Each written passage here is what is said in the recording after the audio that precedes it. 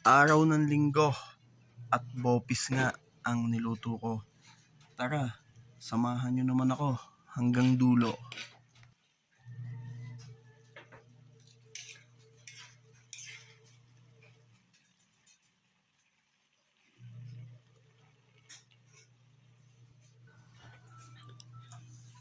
Maaga nga pala akong nagpunta ng palengke. Maaga din naghalbos at ginayat ko na din ang lahat ng gagamitin. Ayan. Susubukan ko din itong bagong bili kong butane kung maaasahan. At isasalang ko na nga ang ating kawali. Naglagay ako ng mantikilya at isusunod ko na ang madaming sibuyas. Ating isasangkot siya nang lumabas ang katas para malasa.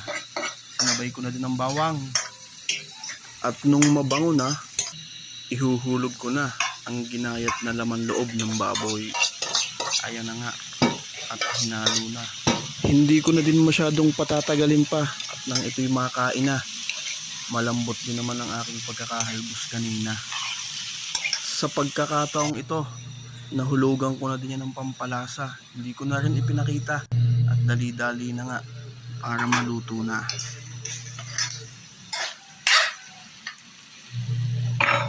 Ihuhulog ko na nga ang gulay at nang mas gumanda ang kulay,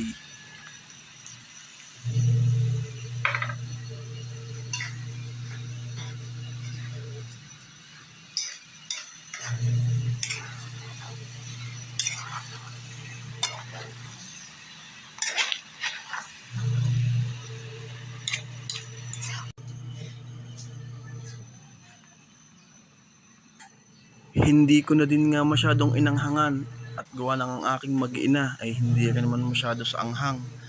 Kaya ayos na yan, luto na mga idol. Salamat!